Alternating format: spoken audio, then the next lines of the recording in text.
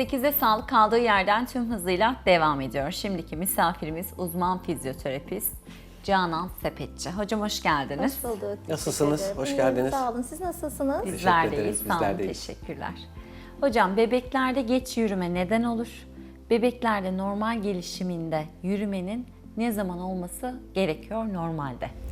Normalde bir bebekte 15-18 aya kadar bekleyebiliyoruz. Herhangi bir tanımız yok ise. Normal gelişim gösteren bebeklerde tabii bu süreç daha erken de olabilir. Erken olması bir problem değil. Ancak 18 ayı aşmışsak burada bir uzmanın desteğini almalarında fayda var. Yani çünkü şöyle bir hep algı vardır ya, işte onun abisi de geç yürümüştü, babası da geç yürümüştü zaten Öyle de, falan evet. gibi. Sanırım buna aldanmamak gerekiyor, değil mi? Kesinlikle hocam. Çünkü akabinde oldukça ciddi problemler doğabiliyor. Örneğin ortopedik problemler, nörolojik bir problem varsa altta yatan bunun ön olarak izlenmesi geç kalabiliyor. Ya da çocukta yerçekimi güvensizliğine karşı sıkıntılar doğduğu için yürümede ciddi problemler olabiliyor. Örneğin parmak ucu yürüme gibi ya da daha farklı oturduğu yerden kalkmak istememe gibi, sık düşme gibi problemler karşımıza çıkabiliyor. Hocam peki geç yürümenin sebebi ne olabilir? Burada 5-6 tane sebepten aslında söz edebilirim. En önemlisi ortopedik bir problemi olmaması gerekiyor. Bunu daha iyi biliyorsunuz hocam. Bir kalça, bir diz, bir ayak bileği problemi ya da üst gövdede bir problem olmaması gerekiyor.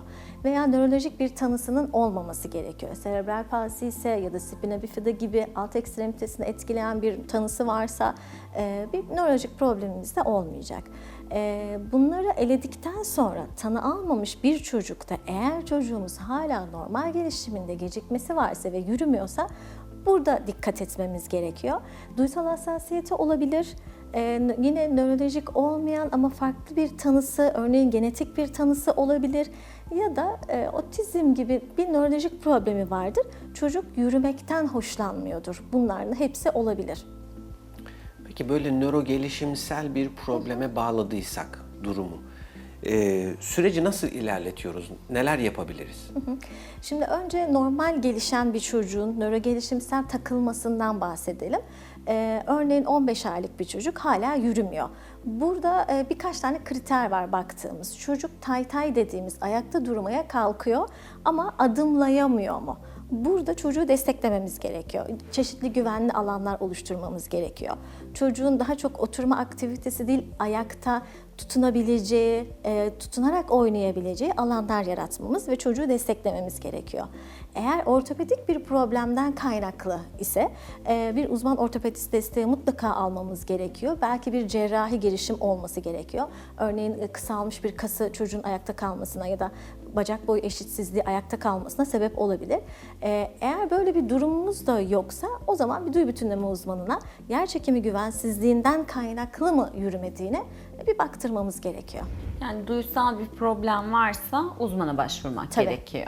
Ortopedik bir problem varsa ortopedi uzmanına, eğer nörolojik bir problemden kaynaklıysa nöroloji uzmanına, her branşın kendine göre uyguladığı mutlaka teknikler var. Bu tekniklerden faydalanmamız gerekiyor. Peki aile bunu tam olarak nasıl seçmeli kısmında? İlk kime gitmeli? Şimdi bir bebek aslında sadece yürüme değil, diğer motor gelişimlerinden de gecikmesini gösterebiliyor. Örneğin 6 aylık olmuş olan bir bebek hala oturmuyorsa burada bir soru işaretiyle bebeğe bir yaklaşmamız gerekiyor.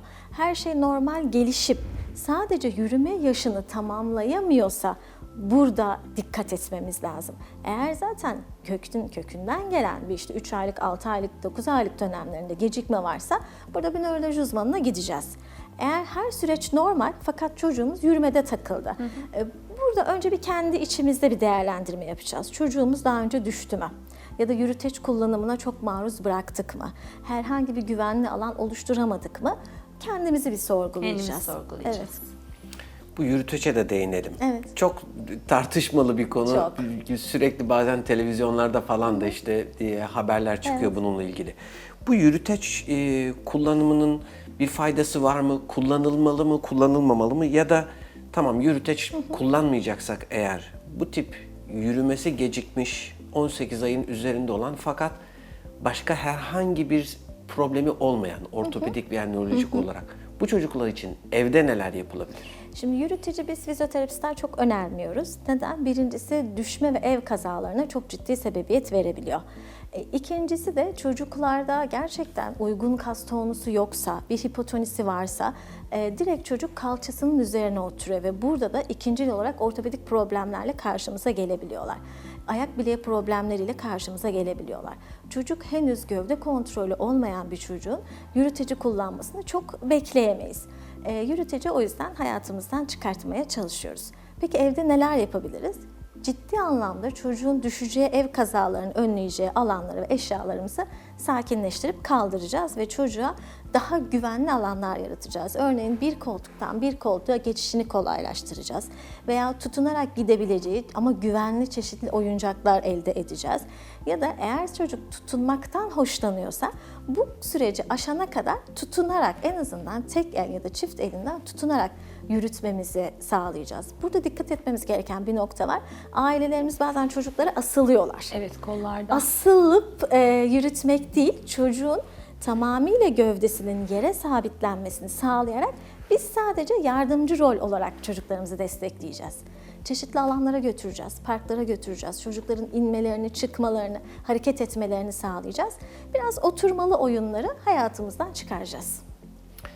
Ben biraz fizyoterapist olarak sizin rolünüzden de bahsedelim istiyorum. Yani diye altta bir rahatsızlık olsun veya olmasın. Sonuçta ortopedik bir şey varsa işte biz müdahale ediyoruz. Nöroloji varsa, bir rahatsızlık varsa onlar medikal ediyor falan. tedavi oluyor. Ama 18 yaşın üzerinde herhangi bir altta yatan rahatsızlığı olmayan ama bir şekilde yürümesi gecikmiş çocuklar için sizin fizyoterapist olarak kendinizin veya klinik olarak asıl katkınız ne? Bu çocukları nasıl yönlendiriyorsunuz ve nasıl takip ediyorsunuz? Mutlaka önce fiziksel değerlendirmelerini yapıyoruz. Sorunun neden kaynaklandığını bulmamız ve bir ana hedef koymamız gerekiyor. Neden kaynaklanıyor? Çocuğun gövde kontrolü ayakta durmasına yeterli değil. Biz o zaman gövde kontrolünü güçlendirecek çeşitli egzersizler veriyoruz. Ya da gövde kontrolümüz iyi fakat sadece ayak bileğinin alignment dediğimiz diziliminde bir problemi var. O zaman cihazlama ya da sadece spesifik egzersizlerle alan güçlendiriyoruz. Ama bir fizyoterapist olarak, biz nörogelişimsel fizyoterapist olarak bizim istediğimiz bütüncül bakıp çocuğun spesifik bir noktasını değil, tüm gövdesini aynı anda değerlendirmek ve biraz da bağlantıları, yani gövdeyle özellikle bacakların bağlantılarını güçlendirmeye çalışıyoruz. Bu ne demek? İşte kalçasını güçlendirmeye çalışıyoruz. Kalçası güçlendiğinde diz eklemlerini, ayak bileğini biraz bütüncül güçlendirme çalışmalarına devam ediyoruz.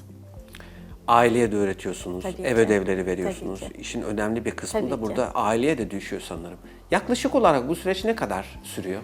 Siz Tanı böyle bir tedaviye almayan- başladıktan evet, sonra. Tanı almayan çocuklarda yaşıtlarını yakalayana kadar biz buna devam ediyoruz. Örneğin 18 ay değil 24. ayında gelmiş bize bir çocuk. Hiçbir problemi yok. Sadece yürümek istemiyor.